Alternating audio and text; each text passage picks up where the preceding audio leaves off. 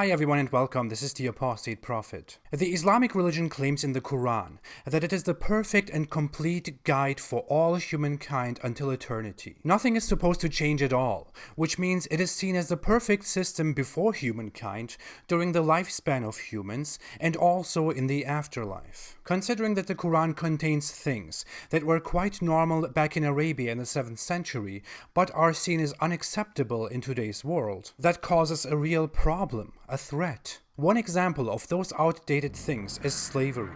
The Islamic religion allows and regulates slavery, while the Prophet Mohammed practiced slavery in many of its forms. Although Muslim apologists whitewash, downplay, or directly deny, if we go around them and look directly at Islamic scripture, the sources of Islam prove our point entirely. Since the Quran is the main source of Islam, let's take that first. The first verse that gives it all away is chapter 2, verse 178. O you who have believed, prescribed for you is legal retribution for those murdered, the free for the free, the slave for the slave, and the female for the female. In this Quran verse, Allah clearly divides humans into three categories: men, women, and slaves. The three are not equal, they are each a class. I know, Allah is just and sweet. Moving on, in chapter 16 verse 75, Allah makes a comparison between a slave who is owned and unable to do a thing, and a free man whom Allah gave the means to maintain his life. He points out that these two are obviously not equal. As you can see, Allah is very just, which can also be seen in the next verse, where he compares a dumb person to a functional person. Isn't the Quran just beautiful? Few verses later, Allah even says that He is the one who holds up birds and makes them fly. And I always wondered how birds fly. Thanks, Allah. Screw you, science. In chapter 24, verse 32, the author of the Quran treats slavery like an everyday issue and tells Muslims to make their male and female slaves get married. And in multiple other verses, the Quran explicitly refers to and allows sexual interactions with slaves, and also directly mentions the enslavement of war captives as the main source of slavery. If we move from the Quran to the Hadith, those say even more. Slaves were used for pretty much everything. In authentic reports, we can very much see that Muhammad was just fine with other people's slaves quickly making a chair for him so that he could rest his bottom on, that I don't want to further describe. Or that slaves help him medically, or prepare his food, or have sex with him, whatever. He also had an issue with the skin color of slaves, apparently. In an incident, a slave came to Muhammad to embrace Islam, and Muhammad didn't know that he was a slave. When the master of that slave came and wanted him back, Muhammad offered to keep the Arab slave and give the master 2 black slaves in return. A quite telling narration about Muhammad, who can just take 2 disbelieving black slaves out of his pocket just to get 1 more worthy Muslim man in return. To be fair, Muhammad discouraged practices like beating the slave too harshly and leaving marks. But disciplining slaves when they do something wrong was allowed nevertheless.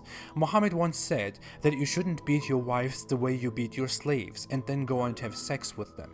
Muhammad knew very well that women are a bit more worth than slaves. Slaves can be beaten in a way, wives can be beaten in a less harmful way, and men can't be beaten. Allah loves men too much. But then there is also the issue of freeing slaves, which should be a positive thing for Islam. To make it quite short, Muhammad encouraged the freeing of slaves in return for the forgiveness of sins. So Muhammad basically offered a solution to people who can buy slaves and then free them. Apart from that, freeing a slave was seen as a good deed, as mentioned in the Quran and the Hadith, but it was never an obligation. And Muhammad also discriminated here and explicitly said that freeing Muslim slaves was a key to heaven.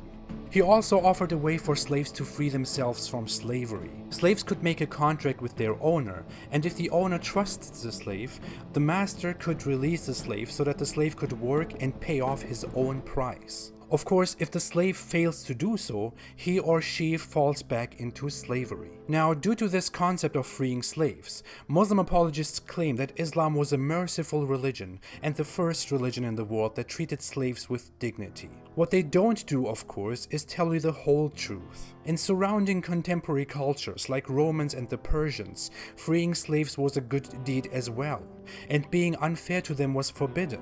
Masters had obligations regarding their slaves, and slaves could make claims before court. Freeing slaves was very often encouraged in the Persian Sassanid Empire. Let's talk about contemporary cultures. The Roman Empire even enacted a law in 4 AD, 6 centuries before Islam, to make regulations on freeing slaves because the manumission, the freeing of slaves, was going so rapidly it was getting out of control and becoming a problem in organizing the community. This happened more than 600 years before Mohammed started his prophet game, and is well recorded in history. So if Muslim apologists tell you that Islam was so beautiful that it introduced the freeing of slaves, you can call bullshit on that.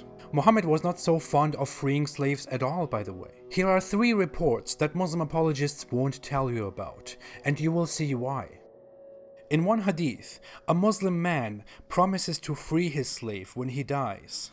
Muhammad learns of this and disagrees. He sells that slave back into slavery instead and sends the money to that Muslim who wanted to free the slave. In another hadith, a Muslim man again intends to free 6 slaves that he owns. Muhammad took those 6 slaves instead, separated them into 3 groups, then by chance freed one of those groups and put the other 4 slaves back into slavery, although the owner wanted to set them free. And finally, Muhammad's wife freed a slave girl that belonged to her and told Muhammad about it. Muhammad said to his wife, "You would have gotten more reward if you had given her to one of your maternal uncles." So Muhammad's wife frees a slave that belongs to her, and Muhammad doesn't applaud her. Muhammad says you should have given the slave to someone else instead. Now Muhammad doesn't look like a revolutionary slave-freeing guy at all, right? And finally, very hard to predict, Muhammad had numerous slaves and was very active in buying and selling slaves. Early Islamic reports even name his slaves and count over 40 of them. Muhammad was not only big in warfare and having a huge personal harem that included a little girl, he was also a big master of slavery. Now, after all of this, I could go on like Muslim apologists usually do and tell you about all the beautiful things on how Islam treated slavery. When a Muslim comes to me and tells me that Islam was so good to slaves, unlike many other cultures, what exactly is the point of that? What's the purpose? Isn't Islam supposed to be a perfect and complete system for all humankind until eternity? How can a religion approve of stripping people of their liberties, turning them into property, and then still claim to be the perfect system in 2018? Yes, other cultures had slaves. Yes, there were big slave trades and slave markets across the world. That's because as humans we are going forward into the future. There are so many things that were considered totally normal 1,000 years ago and are unthinkable today. But the difference between the Atlantic slave trade and Islam is that the Atlantic slave trade was a flawed and outdated human product that people regret and condemn nowadays, while Islam was supposed to be perfect back then, perfect now, and still the perfect system to live by in 500 years, according to its own scriptures and believers. How will people in 2400 view the Quran and Islam if they read the scripture and learn about how Islam approves of slavery?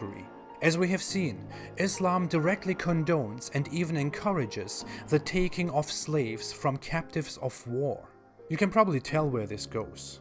Today, self-proclaimed caliphates like ISIS that ignore international laws and agreements go back to Islamic law and enslave people.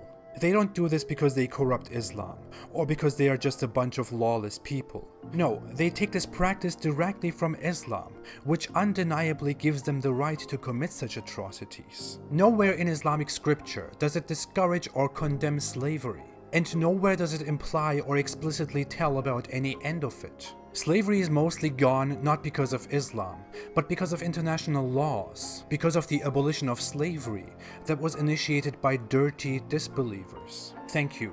Next week I will go on from here and talk about how the Islamic world kept slavery very much alive, combined it with racism and religious discrimination, and how the Arab slave trade was alive for a very long time.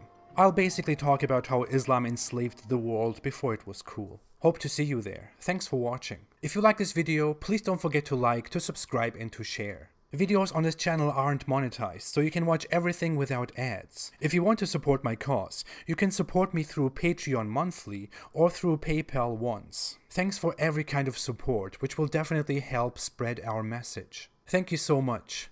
Don't be a slave. Don't approve of slavery. Stay away from Islam.